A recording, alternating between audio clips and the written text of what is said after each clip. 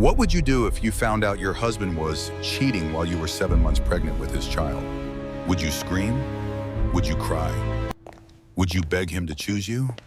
Charlotte Cole did none of those things. Instead, she left her diamond earrings on the coffee table, wrote a single letter, and disappeared into the night without saying a word. When her billionaire husband came home at 4 in the morning, still smelling like another woman's perfume, Mr. Davis. he found an empty penthouse and a goodbye note that would haunt him for years. But here is what Nathan Cole did not know. His pregnant wife was not running away. She was preparing for war. And by the time she was finished, he would lose everything. His company, his reputation, his freedom. This is not a story about a woman who gave up. This is a story about a woman who waited, watched, and won. Stay with me until the end, because the twist at the 70-minute mark, you will never see it coming. Nathan Cole did not expect silence to be so loud. The elevator doors opened onto the 42nd floor of his Park Avenue penthouse at 4:47 in the morning. Manhattan glittered through the floor-to-ceiling windows, relentless and alive. But Nathan barely noticed. His tie hung loose around his neck. His jacket still carried the warmth of another body, another room, another version of himself he preferred to believe existed only after midnight. He stepped inside and froze. The apartment was dark, not dim. Dark. Charlotte always left a lamp on when he came home late. Always. It was her quiet way of pretending not to worry, her small gesture of love that he had stopped appreciating months ago. Tonight, nothing. Just the faint glow of city lights filtering through the glass. Nathan flicked on the switch. The living room came into focus, pristine and staged, like a photograph in a real estate listing. No throw blanket draped over the leather sofa. No pregnancy book left open on the marble coffee table. No half-finished glass of water by the window where Charlotte liked to sit and watch the city wake up. Even the air felt different. Empty. Scrubbed clean of the lavender scent she always wore. Then he saw it, a small velvet box placed precisely at the center of the coffee table. Nathan's breath caught in his throat. He knew that box. He had bought it 7 years ago on a reckless afternoon when he still believed love could be proven with objects, when he still believed in proving anything at all. He set his phone down with clumsy fingers and lifted the lid. Inside lay a pair of diamond earrings. Not flashy, not oversized, elegant. The kind Charlotte wore only on days that mattered. Their wedding, her first ultrasound appointment, the charity gala where she stood beside him while investors shook his hand and congratulated him on becoming a man worth knowing. Beneath the earrings was a folded sheet of paper. His name was written on the front. Neat, steady, no smudges, no hesitation.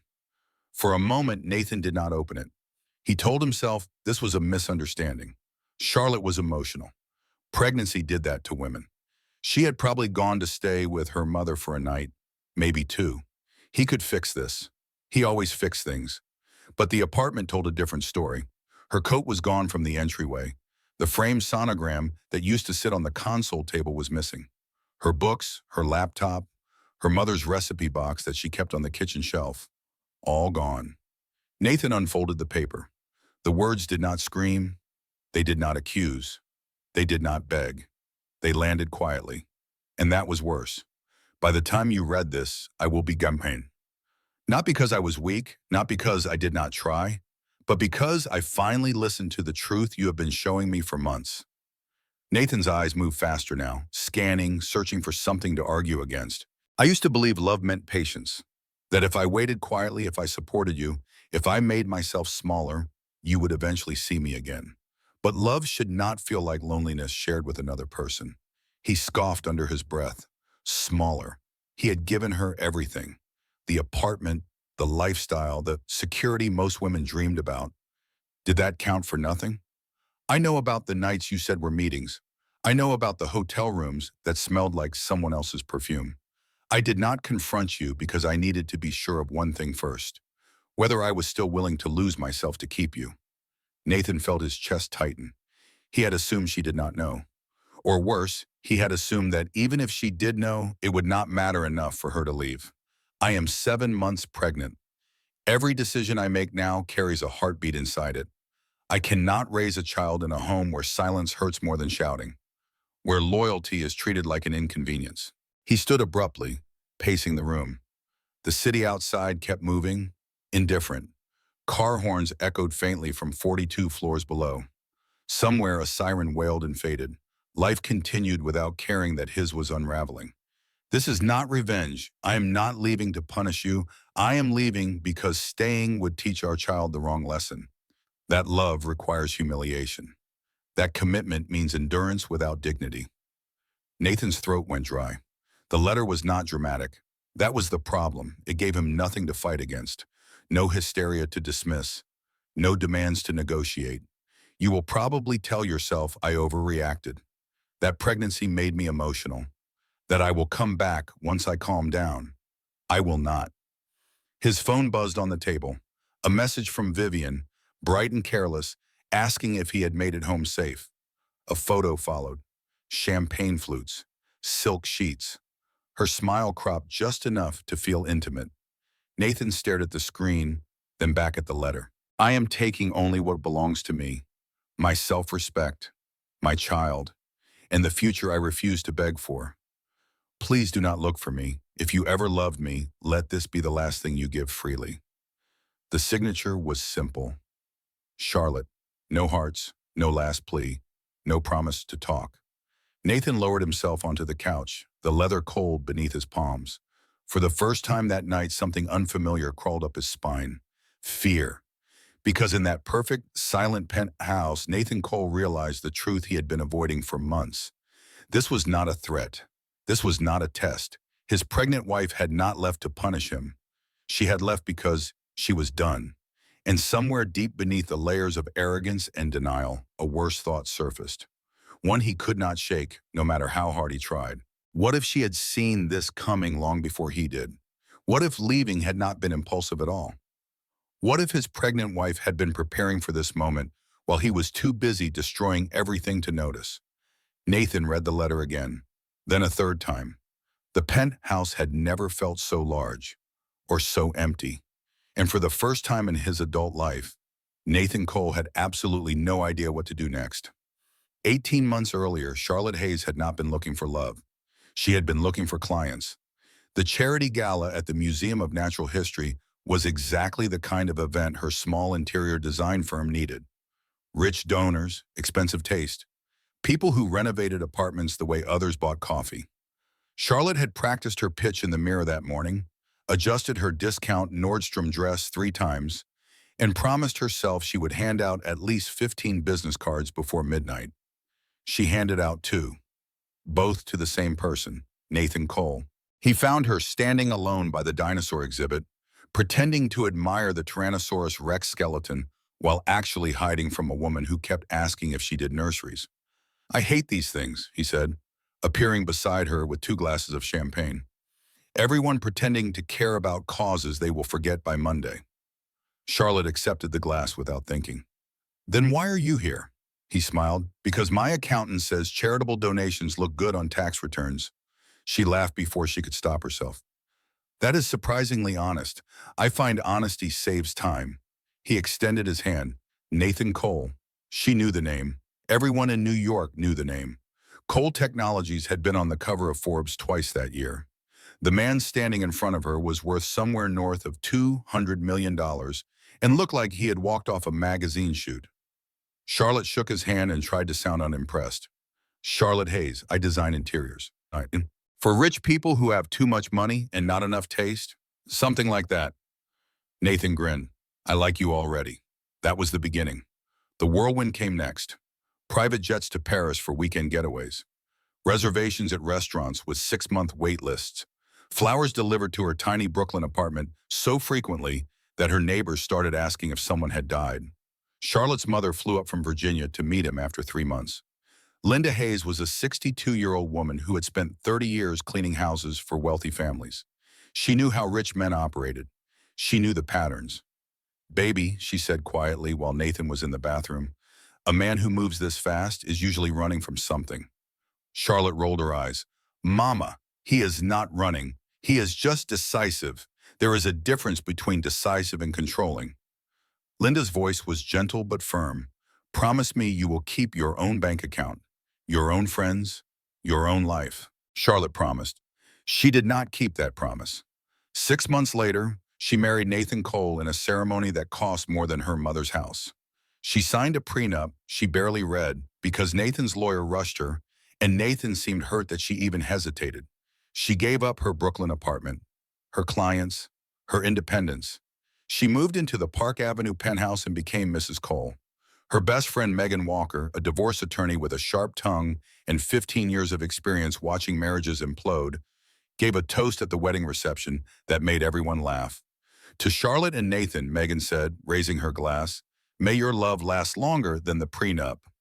Charlotte laughed along with everyone else. She did not know then that Megan had read the prenup, all 47 pages of it, and she did not know that Megan had whispered something to her at the end of the night, something Charlotte filed away and forgot.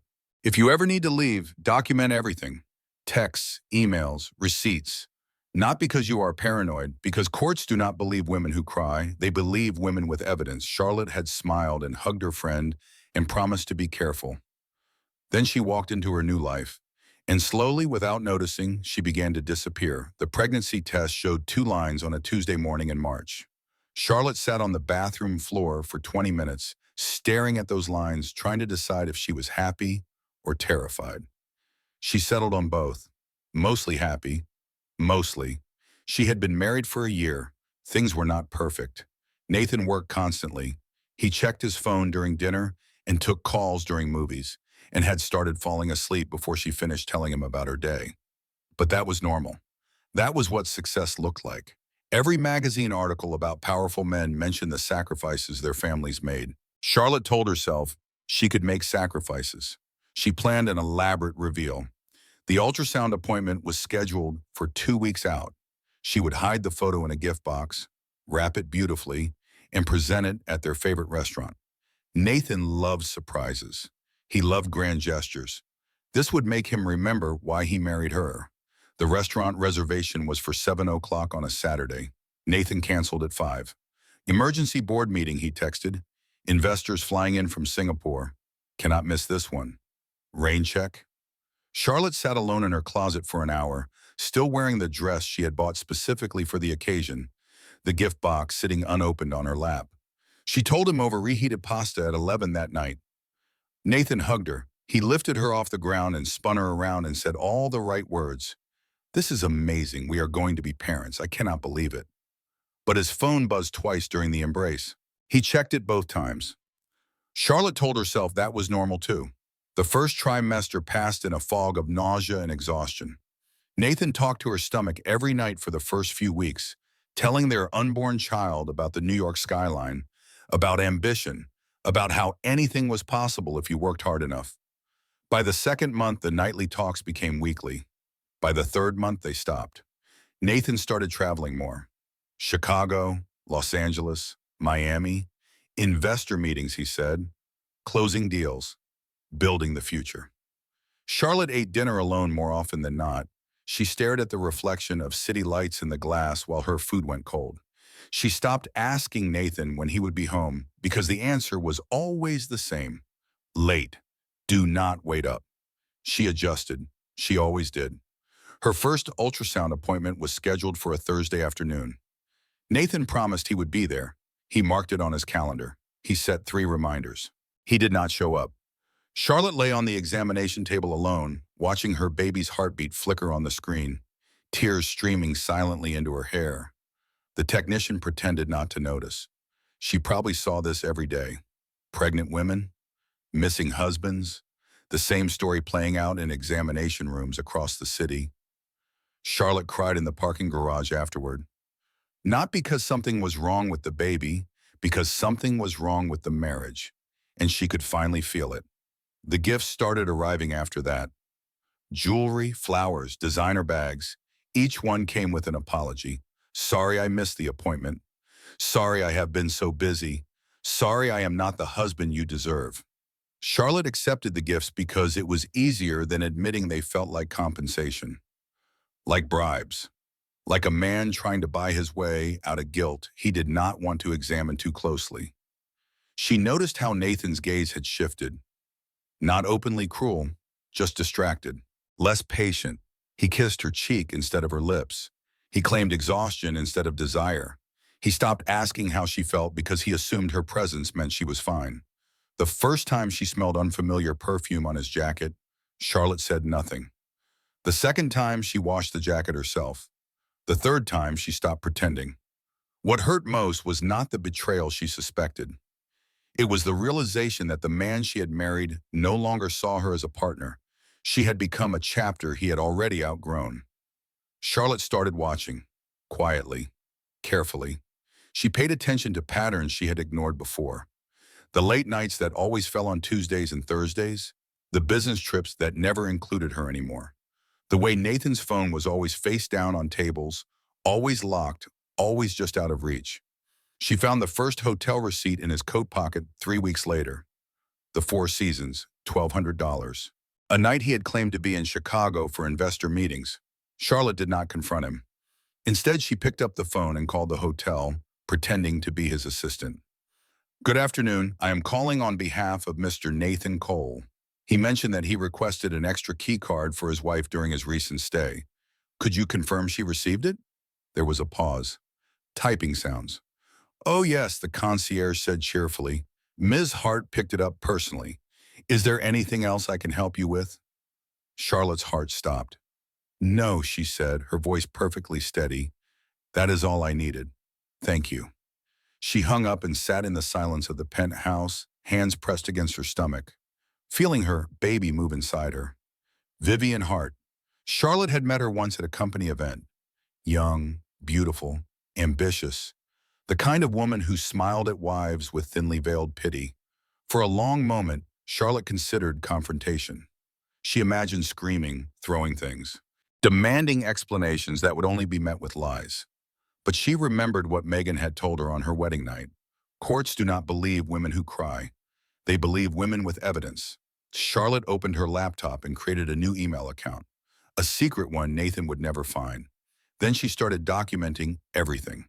Every receipt, every late night, every excuse that did not quite add up. She forwarded credit card statements and took photos of his calendar. She noted dates and times and locations with the precision of someone building a case, because that is exactly what she was doing. Charlotte was 7 months pregnant and trapped in a marriage with a man who had stopped seeing her. But she was not stupid, and she was not helpless. She just needed time. Time to gather evidence. Time to make a plan. Time to figure out how to leave a man worth $200 million without losing everything, including her child. She lay awake that night, Nathan snoring beside her, his phone buzzing with messages he thought she could not see. Charlotte placed her hand over her stomach and made a silent promise. "I will get us out of this. Both of us. I just need to be smart." She closed her eyes and began planning her escape. She sat at the kitchen table at 2 in the morning, the penthouse silent around her, her hands steady despite everything. No tears, no dramatics, just truth distilled down to the words she needed him to understand.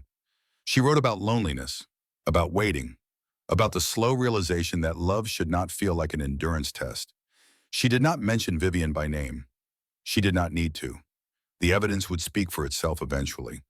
When she finished, Charlotte read the letter once, folded it carefully, and placed it in an envelope with Nathan's name on the front. Then she began to pack. She did not take much. One suitcase, her laptop, her medical records. The folder of evidence she had been compiling for months. Her mother's recipe box, the one thing from her old life she could not leave behind. The diamond earrings stayed. Charlotte placed them in their velvet bows and set them on the coffee table where Nathan would have to see them. A symbol, a goodbye, a final message that said more than any letter could. "I am leaving behind everything you gave me. I am only taking what I earned." At 4 in the morning, Charlotte stood in the doorway of the apartment she had called home for 3 years. The city sparkled beyond the windows, indifferent and beautiful. Somewhere out there, her husband was sleeping in another woman's bed, believing his pregnant wife would be waiting when he returned. She would not be waiting. Charlotte closed the door with a quiet click that sounded like finality. She took the elevator down 42 floors, walked through the marble lobby, and stepped into a car she had booked the night before under a different name. The driver did not ask questions. She had paid extra for discretion. As the car pulled away from Park Avenue, Charlotte watched the building shrink in the rearview mirror. 3 years of her life contained in glass and steel. 3 years of adjusting, accommodating, making herself smaller to fit into someone else's vision. No more. She turned to face forward and placed both hands on her stomach. The baby kicked, firm and insistent. "I know," Charlotte whispered. "We are going somewhere safe. I promise." Wow. The drive took 12 hours. Charlotte had considered staying in the city, finding an apartment somewhere Nathan would not think to look. But she knew his resources, his reach, his ability to find anyone he wanted to find. She needed to disappear completely. Her mother's house in Virginia was small, worn, and located in a working-class neighborhood that Nathan Cole would never set foot in. The yard needed mowing, the paint was peeling, the kitchen still smelled like the same cooking Linda Hayes had made for 30 years. It was perfect. Charlotte arrived at 4 in the afternoon, exhausted and nauseated from the drive. Her mother was waiting on the porch, arms crossed, expression unreadable. Linda Hayes had received a single text message that morning. "Coming home. Need help. Do not tell anyone." She had not asked questions. Charlotte stepped out of the car and burst into tears. Linda crossed the yard in 3 strides and wrapped her arms around her daughter. No judgment. No, "I told you so." Just the solid, unwavering presence of a woman who had survived worse and come out the other side. "I am such an idiot," Charlotte sobbed. "You warned me. Megan warned me. Everyone saw it but me." Linda stroked her hair gently. "You are not an idiot. You are a woman who loves someone. That is not a crime." She pulled back and looked Charlotte in the eye. But staying, that would have been. Inside, Charlotte collapsed on the couch she had grown up sitting on. The cushions were worn. The fabric was faded. But it felt more like home than the penthouse ever had. Linda brought her water and crackers and did not press for details. She understood that some stories needed time to emerge. Eventually, Charlotte told her everything. The affair, the evidence, the letter she had left behind, the fear that Nathan would come after her, after the baby, after everything she had left. Linda listened without interrupting. When Charlotte finished, her mother nodded slowly. Then she asked the only question that mattered. "What is your next move?" Charlotte exhaled. "I do not know. I have $3,000. No job. No health insurance. I am 7 months pregnant and completely alone." Linda shook her head. "You are not alone. You have me. And first thing tomorrow, we are getting you on Medicaid. Then we are finding a free legal clinic." She leaned forward, her voice hardening. "Rich men think they can hide money. They think they can outspend anyone who challenges them. But there is always a trail, baby. Always. And we are going to find it." Charlotte looked at her mother and felt something shift inside her chest. Not hope exactly, not yet, but something close. The beginning of a plan. That night, she lay in her childhood bed, staring at the ceiling she had stared at 1,000 times before. The room was small. The mattress was lumpy. Through the thin walls, she could hear her mother watching television in the living room. Charlotte placed her hand on her stomach and felt her daughter move. "We are going to be okay," she whispered. "I do not know how yet, but we are going to be okay." She closed her eyes, and for the first time in months, she slept without dreaming of Nathan Cole. Back in Manhattan, Nathan woke to an empty penthouse and a letter that would change everything. His first reaction was anger. How dare she, after everything I gave her? He called Charlotte 47 times. No answer.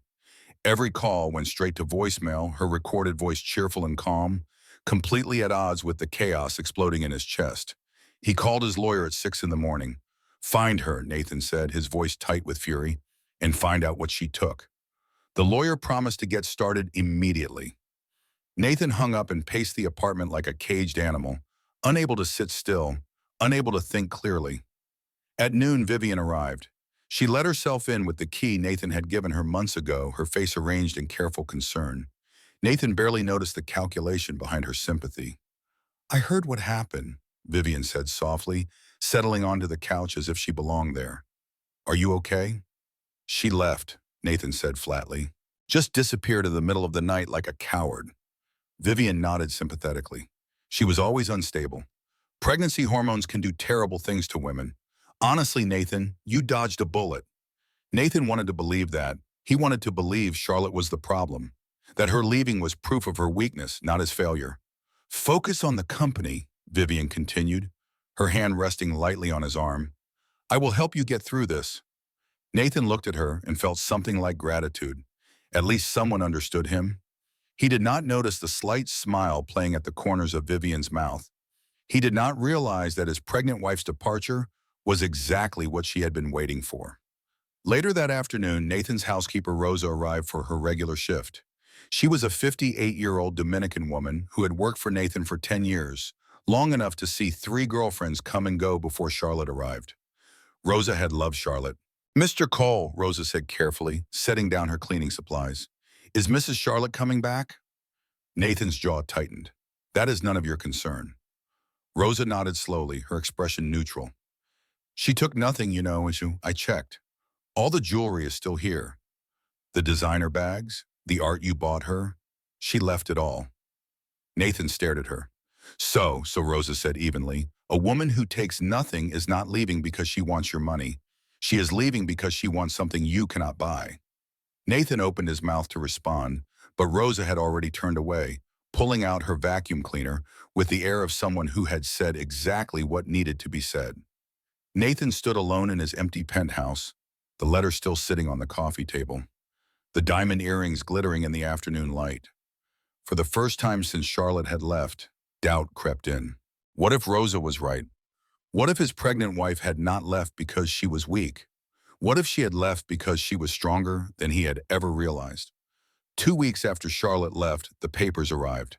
She was sitting at her mother's kitchen table, laptop open, researching Medicaid eligibility, when the doorbell rang. Linda answered it and returned with an envelope thick enough to be a small book. You have been served, Linda said quietly, setting the papers in front of her daughter. Charlotte's hands shook as she opened the envelope. Legal documents spilled across the table, dense with jargon and accusations and demands that made her stomach turn. Nathan was claiming she had abandoned the marriage. He was freezing all joint accounts. He was demanding she return marital property, including the diamond earrings she had deliberately left behind. And worst of all, he was accusing her of parental alienation for leaving while pregnant. Charlotte read the last paragraph 3 times, her vision blurring. The petitioner seeks emergency custody of the unborn child and requests the court to mandate the respondent undergo psychiatric evaluation to determine fitness for parental responsibility. He is trying to take my baby, Charlotte whispered. Linda sat down beside her, face grim. He is trying to scare you into coming back. There is a difference, but Charlotte could not see the difference right now. All she could see was the mountain of legal documents and the army of lawyers Nathan could afford, and the terrifying possibility that she had made a terrible mistake by leaving. She reached for her phone with trembling fingers and called the only person she trusted. Megan answered on the second ring. Charlotte told her everything in one breathless rush. The papers, the accusations, the custody threat, the psychiatric evaluation. Megan listened without interrupting. When Charlotte finished, her voice was calm and steady. This is a tactic, not a checkmate, Megan said. He is throwing everything at you, hoping something sticks. Rich men do this all the time. They want you panicked. They want you desperate. They want you to come crawling back so they can control you. Charlotte wiped her eyes. What do I do? Nothing right now, Megan said. Do not respond. Do not call him. Do not post anything on social media. I am flying out this weekend. We are going to fight. She paused, and when she spoke again, her voice was softer. Charlotte, there is something else you need to know. I did not tell you before because I had no proof, but I have represented 3 other women against Nathan Cole. Charlotte's heart stopped. What? Before you, Megan continued carefully. There were 3 others, girlfriends, not wives. He got them pregnant, paid them off, made them sign non-disclosure agreements. You are not his first victim. You are just the first one he married. The kitchen seemed to tilt around Charlotte. She gripped the edge of the table, trying to steady herself against this new information. He has a pattern, Megan said, and patterns can be exposed. Charlotte stared at the legal papers scattered in front of her. The accusations, the threats, the attempt to paint her as unstable. Suddenly, everything looked different. Nathan was not fighting to save his marriage. He was fighting to protect his reputation. and he was using the same playbook he had used 3 times before. But this time, Charlotte thought grimly, he married the wrong woman. Megan arrived in Virginia 3 days later, pulling a rolling suitcase behind her with the efficiency of someone who traveled for crisis regularly. She hugged Charlotte briefly, then immediately spread files across the kitchen table. Here is where we stand, Megan said. All business. Nathan's accusations are designed to intimidate, not to win. Parental alienation requires proof of interference with the other parent's relationship. You cannot interfere with a relationship that does not exist yet because the baby is not born. She tapped another document. The psychiatric evaluation request is a scare tactic. Any decent judge will see through it. And the asset freeze? That is why we have the evidence you gathered. Charlotte nodded, feeling steadier than she had in days. Megan's confidence was contagious. But there is something else, Megan continued. Something we can use. She pulled out a folder and opened it to reveal printed emails, photographs, financial records. Nathan has been hiding assets for years, Megan explained. Shell companies, offshore accounts, properties in other people's names. I have been tracking him since the first woman came to me, waiting for something concrete. She looked Charlotte in the eye. You gave me concrete. The evidence you gathered proves he used company funds for personal expenses, including hotel rooms with Vivian Hart. That is fraud, and fraud changes everything. Charlotte stared at the documents. How did you find all this? Megan smiled thinly. Rich men think they are smart. They think because they can afford expensive lawyers, no one will ever catch them. But lawyers talk to each other, and some of us have been waiting a very long time for someone brave enough to fight back. She reached across the table and squeezed Charlotte's hand. You are that someone, Megan said, and we are going to win. For the first time since the papers arrived, Charlotte felt something close to hope. It did not last long. 3 days later, Charlotte woke at 2 in the morning with sharp pain tearing through her abdomen. She lay frozen in the darkness, waiting for it to pass, telling herself it was nothing. Stress, anxiety, the normal discomforts of pregnancy amplified by everything she was going through. But then it came again, stronger, deeper, the kind of pain that demanded attention. Charlotte pushed herself upright, gasping, and fumbled for the lamp. Light flooded the small room. Her hands were shaking. Mama, she called, her voice cracking. Mama, something is wrong. Linda appeared in the doorway within seconds, took one look at her daughter's face, and reached for the phone. The hospital was 20 minutes away. It felt like 20 hours. Charlotte lay in the back seat of her mother's car, hands pressed against her stomach, tears streaming down her face. Every bump in the road sent fresh waves of pain through her body. Every minute felt like an eternity. Please, she whispered. Please, please. She was not sure if she was praying or begging or simply holding on. At the emergency room, everything became a blur of bright lights and urgent voices. Monitors beeped, hands pressed against her. Someone asked questions she could barely answer. Your blood pressure is dangerously high, a doctor said, his face serious. We need to stabilize you immediately. If we cannot get this under control, we may need to deliver early. Early? Charlotte's voice broke. But I am only 32 weeks. The doctor's expression softened slightly. We are going to do everything we can, but I need you to stay calm. Stress will only make this worse. Calm. He was asking her to be calm while her world collapsed around her, while her baby's life hung in the balance, while her husband was trying to take her child through the courts and her body was trying to take her child through biology. Charlotte closed her eyes and focused on breathing. In and out, in and out. Hours passed, tests came back. Medications dripped through IV lines. Finally, just as dawn began to lighten the windows, the doctor returned. The baby is stable, he said. Your blood pressure is coming down, but you need rest, real rest. No stress, no legal battles, no fighting. Your body cannot handle it right now. Charlotte nodded weakly, relief washing over her in waves. She had come so close, so terrifyingly close. When she was finally alone, monitors humming softly around her, Charlotte placed both hands on her stomach and felt her daughter kick. I am sorry, she whispered. I am so sorry. I promise I will do better. I promise I will protect you. The baby kicked again, as if in answer. Charlotte lay in the hospital bed and stared at the ceiling, understanding something with terrible clarity. She had been fighting Nathan's war, reacting to his attacks, letting his lawyers set the pace and the terms. That had to change. From this moment on, she would fight her own war, on her own terms. And she would win. Charlotte was discharged from the hospital 3 days later with strict instructions and a stack of prescriptions. Her mother drove her home slowly, avoiding every pothole and speed bump as if the car itself might shatter. For a week, Charlotte did almost nothing. She slept. She ate when Linda reminded her.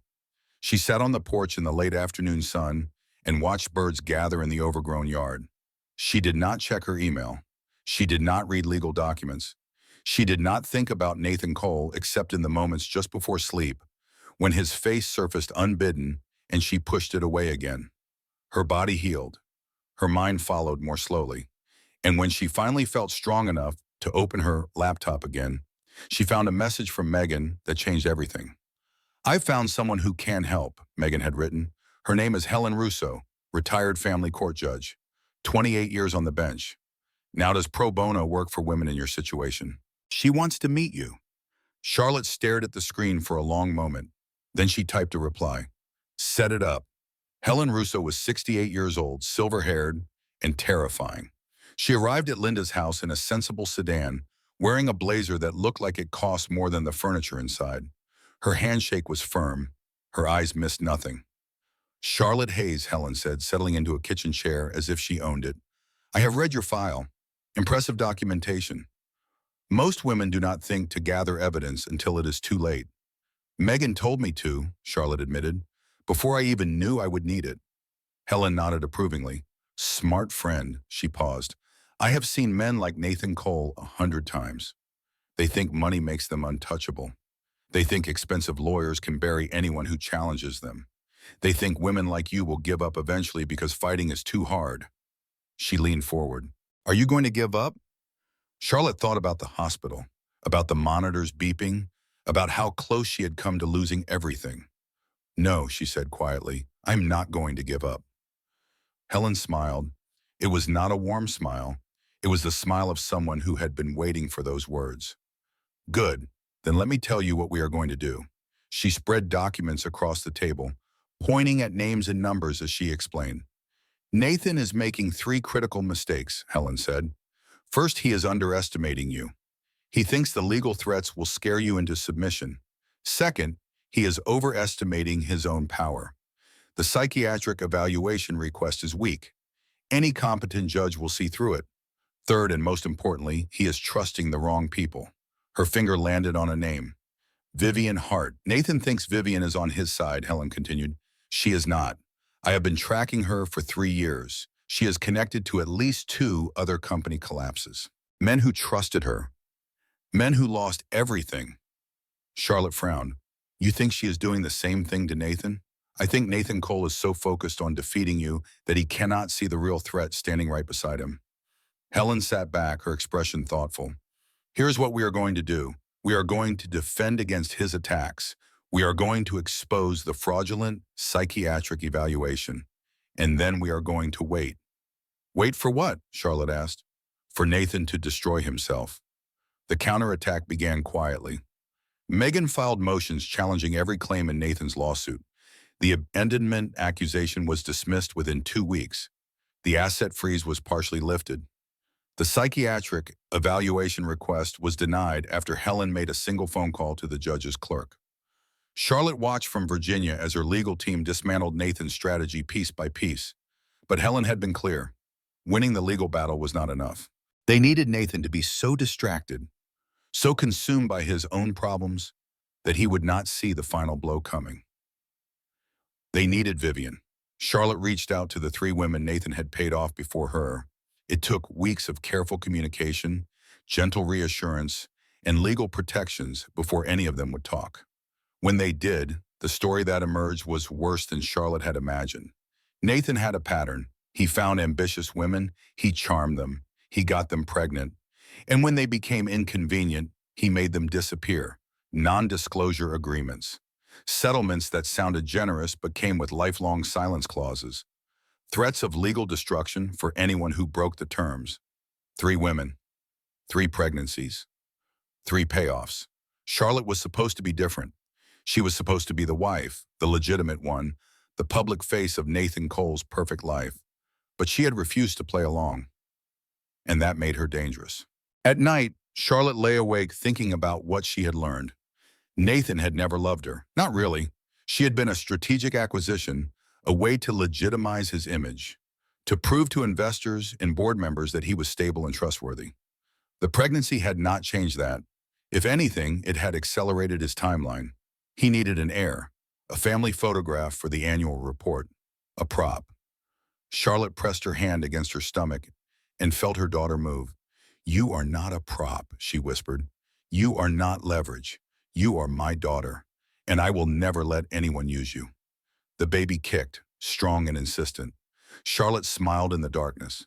She had spent months feeling like a victim, feeling powerless, feeling like Nathan held all the cards. But now she understood the truth. Nathan was not powerful. He was desperate. He was a man watching his carefully constructed life begin to crumble, and he was lashing out at the easiest target he could find. Charlotte was not the easiest target anymore.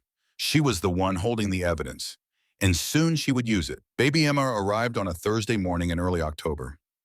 Charlotte had expected the labor to be difficult. After everything her body had been through, after the hospital scare and the weeks of stress and the constant fear, she had braced herself for complications. Instead, Emma came quickly. 7 pounds, 4 ounces, healthy lungs, perfect fingers. The cry that filled the delivery room and made Charlotte burst into tears of pure, overwhelming joy. The nurse placed the baby against Charlotte's chest, warm and solid and impossibly small. "Hi," Charlotte whispered, her voice breaking. "I have been waiting so long to meet you." Emma blinked up at her with unfocused eyes, and Charlotte felt something crack open inside her chest. Something that had been locked away for months, maybe years. This was what mattered, not Nathan, not the lawsuits, not the money or the penthouse or any of the things she had thought she needed. Just this tiny human. This life she had carried through betrayal and fear and uncertainty. This was everything.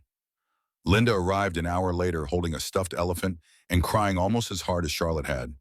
"She is perfect," Linda said, stroking Emma's cheek with trembling fingers. "Absolutely perfect." Charlotte nodded, unable to speak. Later, when the room was quiet and Emma slept peacefully in the hospital bassinet, Charlotte checked her phone. 16 missed calls from Nathan's lawyers. 0 from Nathan. She stared at the screen for a long moment. Then she turned the phone face down and looked at her daughter instead. "You deserve better than him," Charlotte said softly, "and I am going to make sure you get it." The custody hearing was scheduled for 3 weeks after Emma's birth. Charlotte walked into the courthouse with Helen Russo on one side and Megan on the other. Emma was home with Linda, safe and protected. Charlotte had pumped enough milk to last a week and had kissed her daughter's forehead approximately 400 times before leaving. Now she stood in a marble hallway outside family court, wearing a simple black dress and the quiet confidence of a woman who had nothing left to lose. Nathan was already inside with his legal team. 4 lawyers in expensive suits, shuffling papers and looking self-important. Nathan himself sat at the end of the table, jaw tight, eyes fixed on the door. When Charlotte entered, their gazes met. For a split second, something flickered across Nathan's face. Surprise, maybe, or recognition. She looked different, thinner, harder, less like the wife who had disappeared and more like someone who had returned with purpose. Charlotte held his stare for exactly 3 seconds. Then she looked away and took her seat.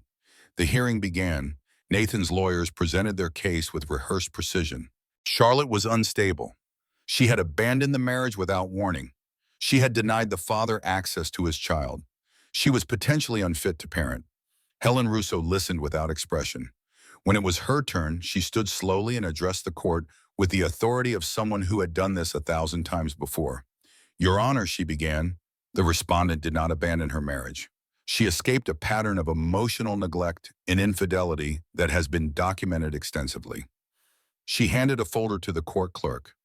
"Inside, you will find evidence of the petitioner's extramarital affair, including hotel receipts, witness statements, and financial records showing marital funds diverted to pay for romantic getaways with his mistress, Vivian Hart." Nathan's lead lawyer stood up quickly. "Objection. This is not relevant to custody." Helen smiled coolly. I disagree. A father's character is always relevant to custody, especially when that character includes paying 3 former girlfriends to sign non-disclosure agreements after getting them pregnant. The courtroom went silent. Nathan's face drained of color. Helen continued, her voice calm and devastating. The petitioner has a documented pattern of impregnating women and then using financial pressure to silence them. The respondent is simply the first woman brave enough to refuse his money and fight back. She did not abandon her child. She protected her child from a father whose only interest in custody is controlling the narrative. She turned to face the judge directly. The psychiatric evaluation requested by the petitioner was never conducted by a licensed professional.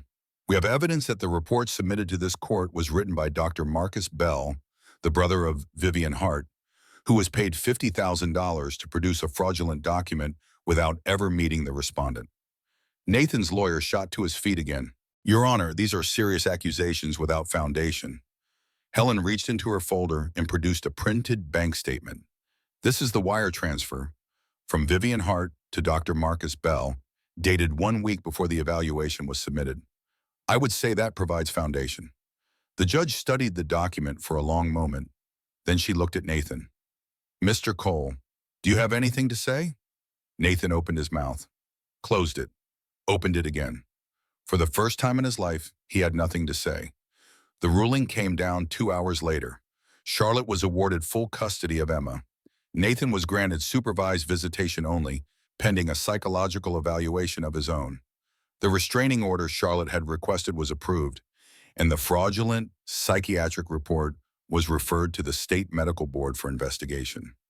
Charlotte walked out of the courthouse into the late afternoon sun. Megan hugged her.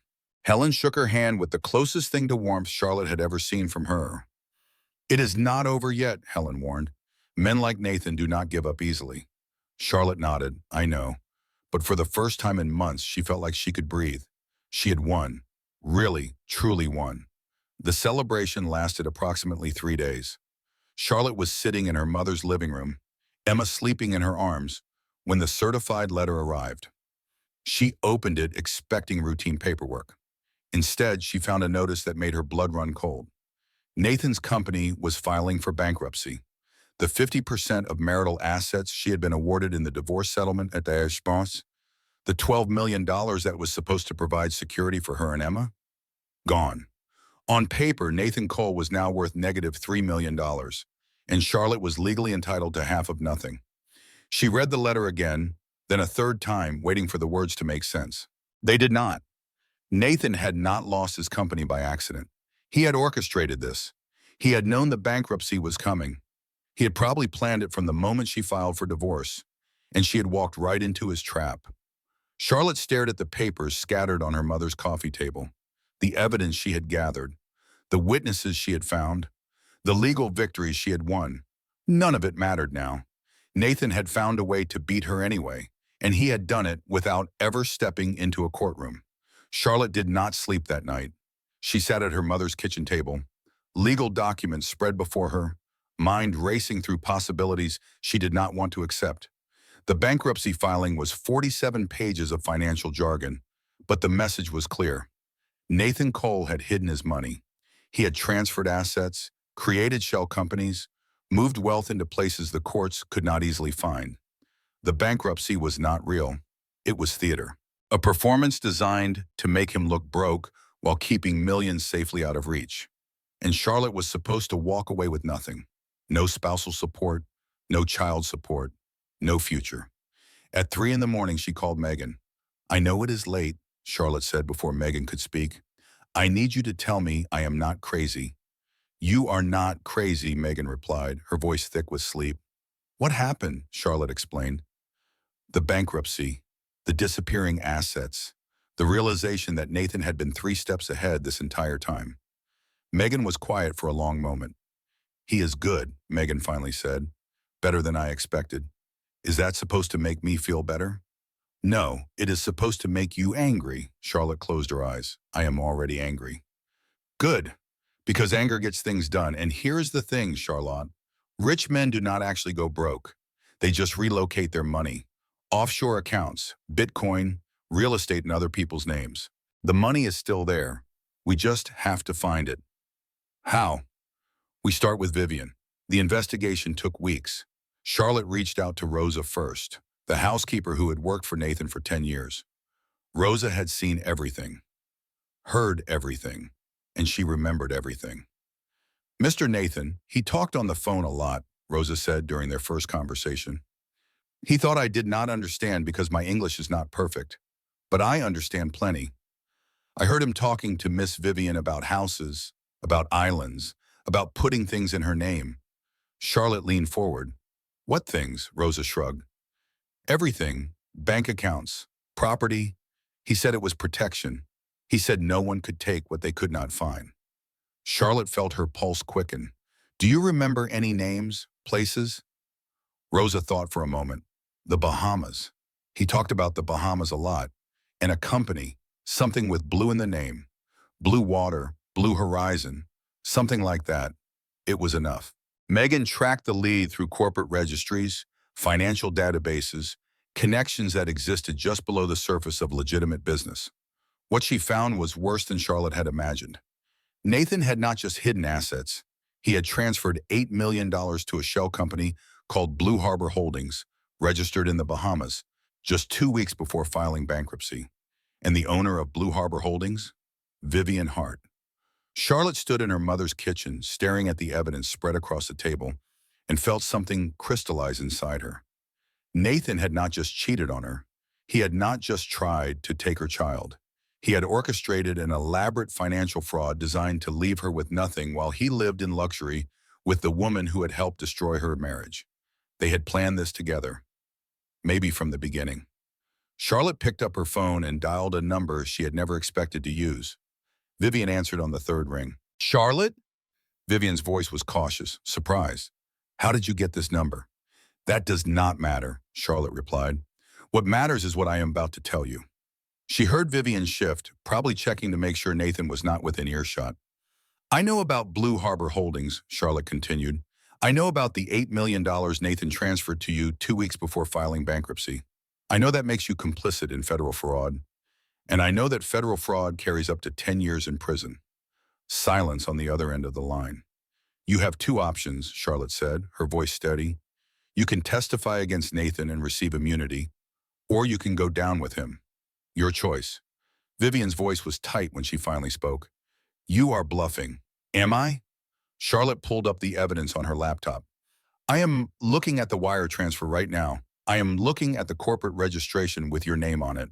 I am looking at 3 other women who are willing to testify about Nathan's pattern of behavior. What exactly do you think I am bluffing about? More silence. He told me I was different, Vivian finally said. Her voice had changed, smaller, less confident. He told me that too, Charlotte replied. The difference is I stopped believing him. She let the words hang in the air. There is something else you should know, Charlotte continued. I have emails showing Nathan was planning to cut you out once the bankruptcy was finalized. He was going to move to the Bahamas with someone else. A new woman, a new start, without you. That is not true, Vivian said quickly. Too quickly. Ask him, Charlotte suggested. See what happens. She waited. What do you want? Vivian asked finally. I want the truth, and I want Nathan to face consequences for what he did, to me, to our daughter, to every woman he destroyed before us. Vivian was silent for a long time. Then she said 2 words that changed everything. I am in. The gala was held at the Plaza Hotel on the first Saturday of December. Charlotte had been invited through a professional contact, someone who remembered her work from before Nathan, before the marriage, before everything fell apart. It was the kind of event where decisions were made quietly over wine and smiles, where reputations could shift without headlines. It was the perfect place for what Charlotte had planned. She arrived alone, wearing a simple black dress, no jewelry, no statement pieces, just quiet elegance and the confidence of a woman who knew exactly what was about to happen. The ballroom glittered with crystal chandeliers and expensive perfume. Conversations murmured beneath soft music. Everyone smiled, everyone performed. Nathan was near the center of the room. He looked thinner than she remembered, harder around the edges. His suit was still expensive, his posture still confident, but there was something strained beneath the surface. Something desperate. Charlotte moved through the crowd, acknowledging greetings from people she barely remembered. Her eyes stayed fixed on Nathan, watching him work the room, watching him pretend everything was fine. Finally, she approached. Nathan saw her coming. His expression shifted through several emotions in rapid succession. Surprise, confusion, wariness. "Charlotte," he said carefully, "I did not expect to see you here." She stopped 3 feet from him, close enough for conversation, far enough for witnesses. "Hello, Nathan." His eyes swept over her, cataloging changes. "You look different. I feel different." He attempted a smile. It did not reach his eyes. "How is the baby?" "Her name is Emma," Charlotte said evenly, "and she is wonderful. Thank you for asking." The sarcasm was subtle but unmistakable. Nathan's jaw tightened. "What are you doing here?" Charlotte tilted her head slightly. "I wanted to see you. One last time." "For what?" "Before everything changes." She reached into her clutch and pulled out a slim folder. Nathan's eyes dropped to it and something flickered across his face. Fear, recognition. He knew what was coming. "This goes to the FBI Monday morning," Charlotte said, her voice low but steady. "The fraudulent bankruptcy, the hidden assets, the wire transfers to Blue Harbor Holdings. All of it." Nathan's face drained of color. "You cannot prove any of that." "Actually, I can." Charlotte opened the folder and showed him a single page. A wire transfer record. His signature. Vivian's name. The amount. $8 million, Nathan. Right there in black and white. Nathan's composure cracked. "That is illegal." "You obtained that illegally." "I obtained it through your mistress," Charlotte replied. "Who is cooperating with investigators in exchange for immunity." She told them everything. Nathan stared at her. For once, he had nothing to say. Charlotte closed the folder and tucked it back into her clutch. "You spent our entire marriage making me feel small," she said. "Invisible. Worthless. You thought if you kept me quiet long enough, I would disappear. But here is what you never understood, Nathan. I was never quiet because I was weak. I was quiet because I was watching." She stepped closer, lowering her voice so only he could hear. "You once told me that everything you did for our future. Well, this is your future." She turned and walked away. Behind her, she heard Nathan's voice, desperate now. "Charlotte, wait, we can talk about this. We can work something out." She did not stop. She did not look back. The aftermath unfolded over the following months. The FBI arrested Nathan on 14 counts of fraud. Vivian testified against him, detailing years of financial manipulation and hidden assets. The fraudulent psychiatric report was exposed, and Dr. Marcus Bell lost his medical license. The hospital administrator who had leaked Charlotte's medical records went to prison.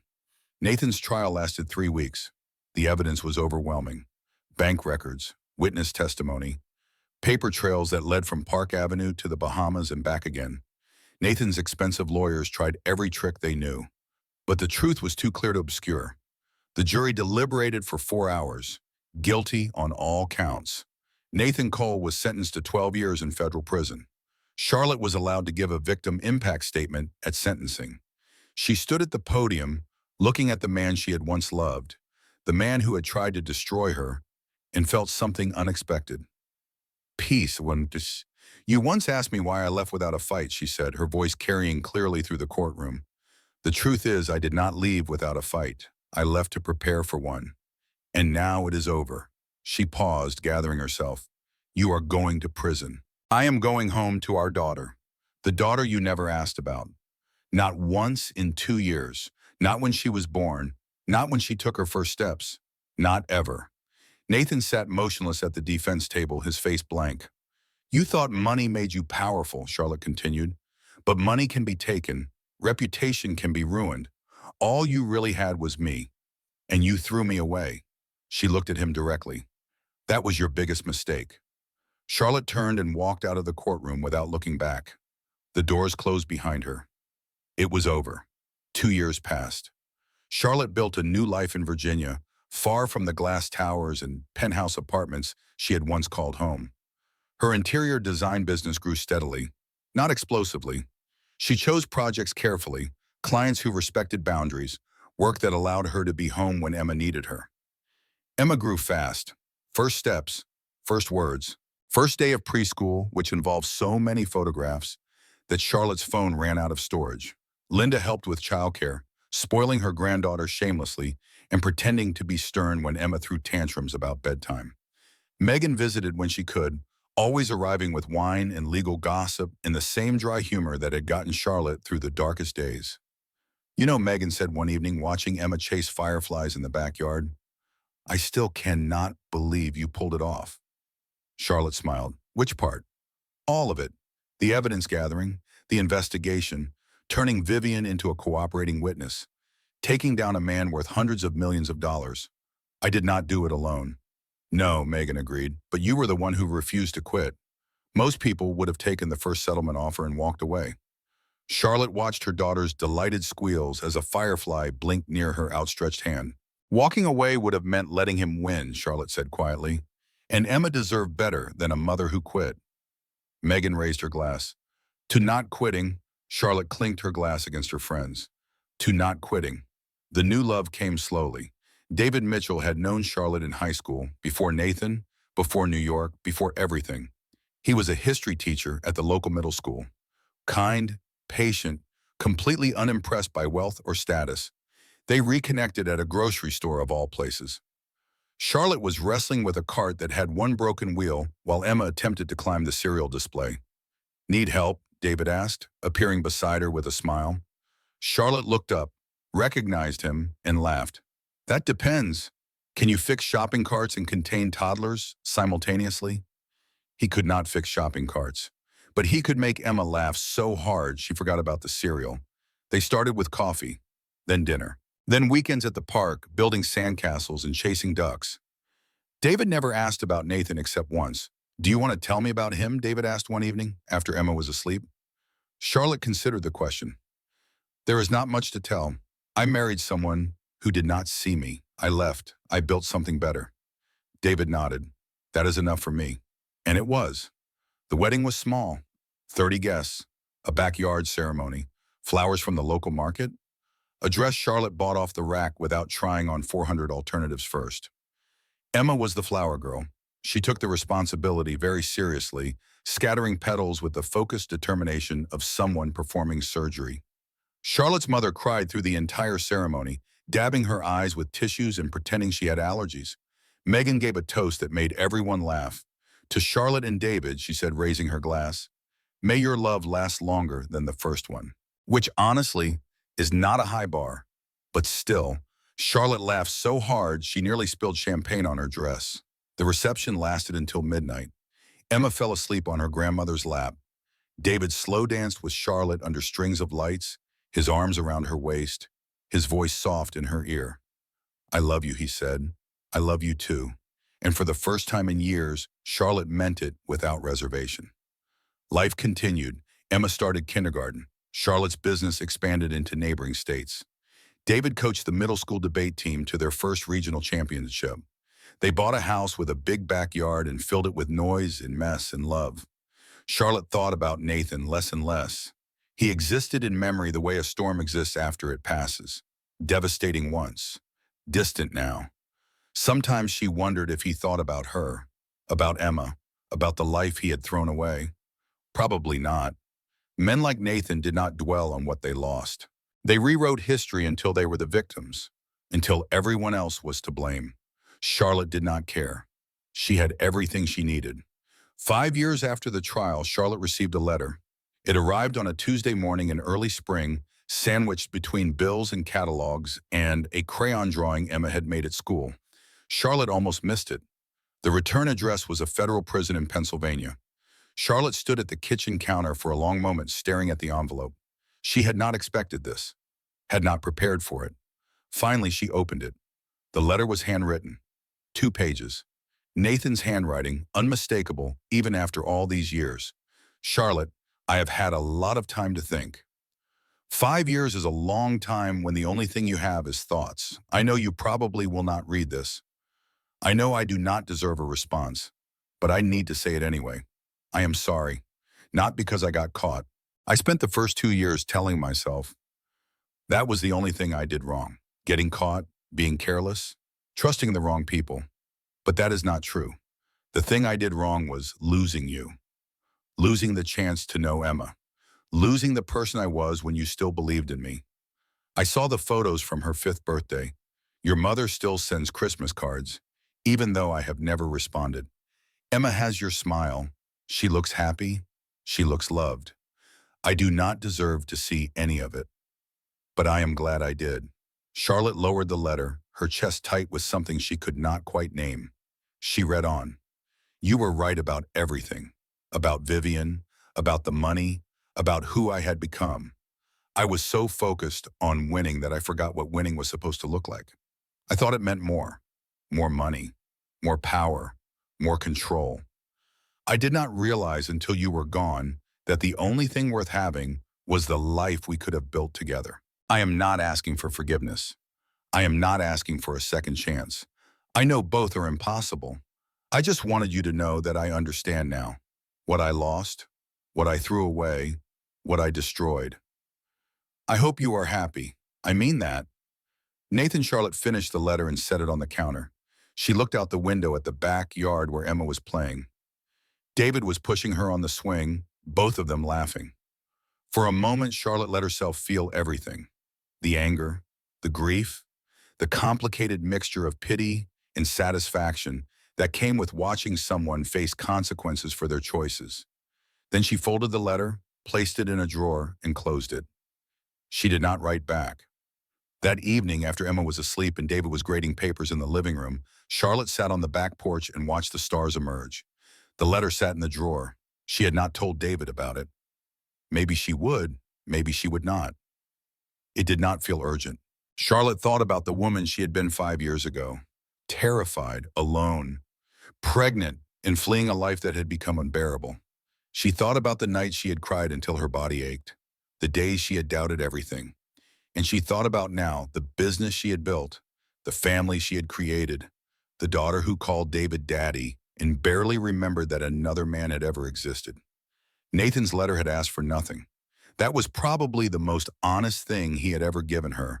But Charlotte realized, sitting under the stars, that she did not need his apology. She had stopped needing anything from Nathan Cole a long time ago. Real healing did not come from the person who hurt you. It came from the life you built after they were gone. Charlotte's life was full, messy, imperfect, loud with a 7-year-old's energy, and quiet with a husband's steady presence. It was exactly what she had never known she wanted, and it was hers. The next morning, Emma found the drawer open while looking for crayons. "Mama, what is this?" She held up the envelope, eyes curious. Charlotte took it gently. "Just an old letter, sweetheart." "From who?" "From someone I used to know." Emma considered this with the serious expression she often wore when processing new information. "Are they your friend?" Charlotte smiled and pulled her daughter into a hug. "No, baby, they are not." She tucked the letter back into the drawer and closed it. Then she took Emma's hand and walked into the kitchen, where David was making pancakes and the morning sun was spilling through the windows like a promise. "Come on," Charlotte said. "Let us eat breakfast." The past was behind her. The future was right here, and it was beautiful. If this story touched something inside you, if Charlotte's journey reminded you that strength is not about fighting back immediately, but about knowing when to strike, then do me a small favor. Hit that like button. It tells me you want more stories like this. Drop a comment below. Tell me what you would have done in Charlotte's shoes. I read every single one. And if you have not subscribed yet, now is the perfect time. We post new stories every week. Stories about resilience, about justice, about women who refuse to stay silent. Share this with someone who needs to hear it today, because sometimes the right story at the right moment can change everything. Thank you for being here. Thank you for listening until the very end. And remember, your next chapter is still unwritten.